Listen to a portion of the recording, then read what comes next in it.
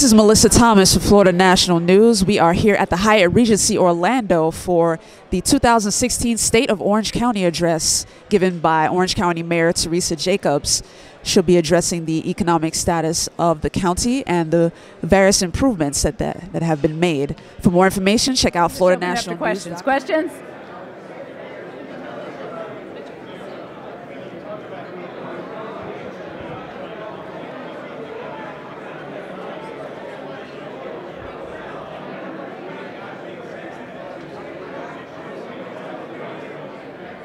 You know, that is something I think the state and federal government should be looking at.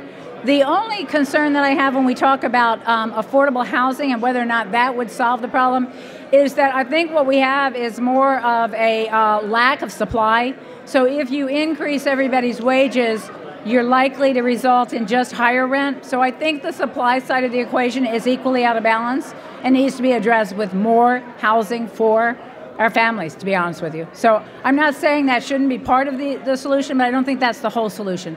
Supply has to be added. Yes, or a combination of both, but the supply, we have to have more supply. It's just a simple matter of economics, demand, supply. We have more demand than we have supply. No matter what we do with wages, the supply's not there. We're just going to keep running up rents. And that's not, as I said, that's not unique to Orange County or to Florida.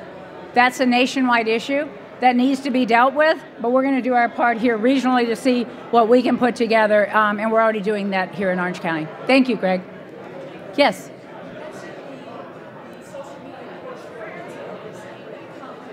Yes. We will. We will, absolutely. We're going to have, because it really, there's so much mental illness, even before the age of 15. I want to say it's 50%. So we are going to be focusing on both. Right now, the campaign that we're initially working on is college age, but we have other programs throughout Orange County Public Schools that they're working on as well. So it's a great partnership effort, but you're so right about that. You have to get them even younger. And you know, when you're that age, you don't even know, if this is mental illness. If you're a parent, and you're raising teenagers, I've raised 4, I hope they're not listening to me right now, but it's probably a pretty fine line between typical adolescent behavior and mental illness. So a little help for all of us would be a good thing. Yes? I would say to them that we value them enormously, that we have about 1,000 firefighters, and I think we have about 30 or 40 here. The rest of them are probably hard at work. We are in the process of renegotiating our contract with them. I think the biggest issue probably has to do with wages. When I took office, they hadn't gotten a wage increase of any kind in 2 years. My first year, I wasn't able to do that. Ever since I've been in office, I have adjusted wages each year. I think 3% the first year, 6.5% to 7% the second year, 3% last year. So we're in union negotiations. And so it's not surprising that we would have people show up, but this is something we work through every couple of years when it's time for union negotiations. Chief, you're here. Do you have anything you want to add to that? No, I would just say that I think we all want the same thing, something that's fair and equitable within our capacity to do it. And I think if you show the progression of tax revenues over the years, it shows an increasing capacity, and that has followed what has happened in the contracts. We're in the midst of a contract right now, and we're hopeful of that outcome. Let me mention one other thing on that, Mike. It's such a good question, and it might be lost on some, but part of our INVEST program, $30 million, that we're putting into public safety, we are actually using INVEST dollars to build the 3 stations. Normally what we would do is we would use dollars we would spend on their salaries to build those stations. So part of that strategy was to make sure that we had more money available to compensate them for the great job they do. But let's face it, there are a lot of people in this community that lost their jobs that aren't seeing any raises. So I think what we're doing is competitive and fair, and we're going to continue to work towards a solution that we're all comfortable with. Thanks for asking, though. Next question, yes? Can you express again how crucial these road improvements are to your budget across all the states? Exactly. It's a major investment. It is doubling what we would normally invest over the next 5 years. And of course, that's just county roads. When you actually look at what's happening with state roads from FDOT and our major infrastructure, like the completion of the Wekiva Parkway, like the I-4, major investment will help us tremendously in getting around today and being ready for tomorrow. Thank you for asking. Yeah. Oh. Yeah, it's pretty significant. Traffic congestion is such a waste, honestly, when you look at the value of our time. So every minute, every hour that people are spending sitting in traffic is an hour they could be spending productively or with their kids. So I consider it very important. Our problem isn't near as bad as some large regions, but it will continue to get worse if we don't address it. And there's, this is a part of the fix. Sunrail, other options like that is a part of the fix. Yes, ma'am. You said the I-4 project is going along in Boston. Do you expect the iDrive project to go smoothly? Yes, I do. Yes, I do. There's a capacity issue in both cases, but absolutely. And what we will do on iDrive is also make sure that we have ways for people to get around outside of cars when they're on the drive. So that is the goal. We want to keep business open. We want to keep our guests happy. And one of my biggest goals is to make iDrive the kind of place where all of us want to go. Right now we kind of stay away from iDrive a little bit, and I would love to see a whole different vision of iDrive so that, as I mentioned, when we have family and friends in town, that's one of the places we want to go and take them. And we can get there. One of the keys is making it more walkable so that you can really experience the whole venue. Yes, ma'am, in the back with the black hair. I'm sorry, black jacket. Yes, in the dark clothes. Ma'am, I'm so sorry, I can't hear you.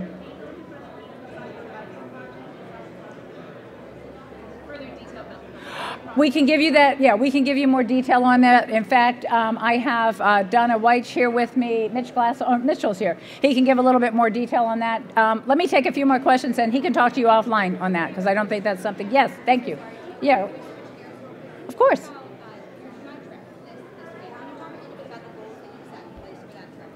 Say it again. Sorry, could you talk a little bit about the goals you've set in place for the Dubai trip? Oh, for the Dubai trip. This trip is primarily about connecting with the tour operators. In our country, when we travel, so many of us go on to, I don't want to favor any .com company, but we go on the internet and we bargain shop and we piece together our vacations. That is very unusual in Dubai. Most of the people that live in Dubai, they hire somebody to set up their whole vacation.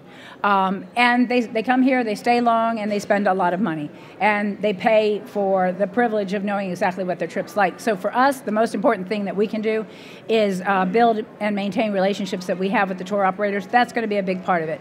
We also have visits planned with some of the dignitaries while we're over there. Larry.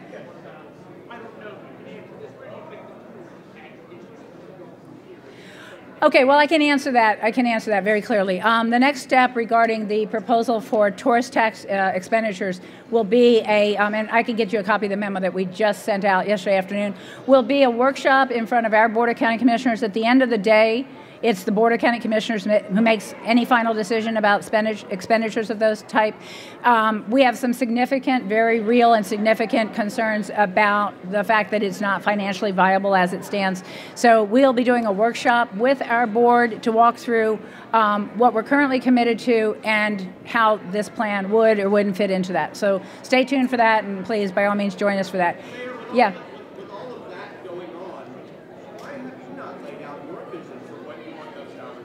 Actually, Mike, I think that's where this plan got started. I did.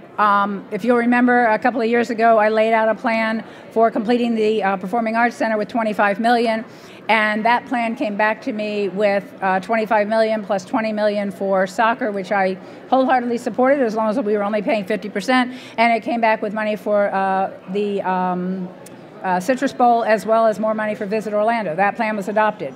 This June, I laid out another proposal, and that was $20 million match city and county, the money that was left over from soccer. That money was left over partly, to be honest with you, because I refused to let them have any more money. And so they decided to do it on their own. Freed up $40 million, half of it tourist development tax, half from the city. I have proposed that go into this. That proposal is still on the table. That proposal generated this proposal, this counter proposal. My proposal was very doable. 20 million, we can do.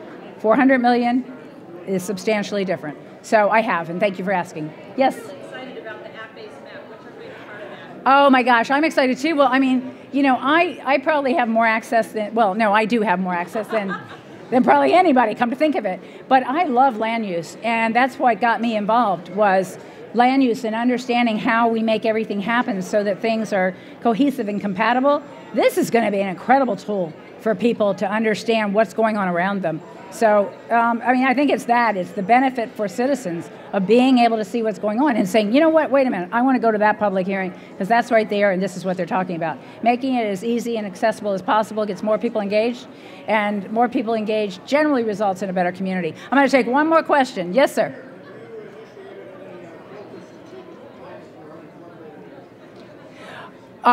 For where? I'm sorry.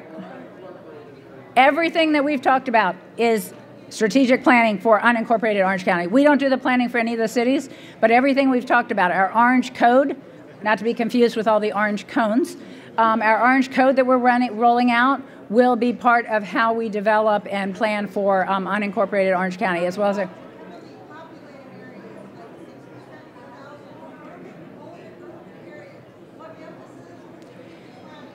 we have, as you all well know, because you've been a part of it, we have been doing a lot of small area plans that we've been working on, including Pine Hills. It's been quite an effort. At the end of the day, you can plan and you can do great plans. At the end of the day, you have to have the money to implement them, and that's one of the things that we are looking at is where does that money ultimately come from, and how do we create an environment where people want to invest and where the tax revenues that are generated will pay for that investment. All right, that wraps for today. Thank you all for coming, and I've got a whole team here available for any specific technical questions you might have. Take advantage of them, because I got to have a glass of water. Thank you. Thank you. Jacobs just recently wrapped up the press conference here after a roughly 40-minute address detailing the various different improvements made to Orange County, including several $1 million allocated to roadway construction and renovation, initiatives to address the homeless, and also initiative to even begin addressing mental illness among youth, particularly college-age students. You'll find out more at FloridaNationalNews.com. This is Melissa Thomas.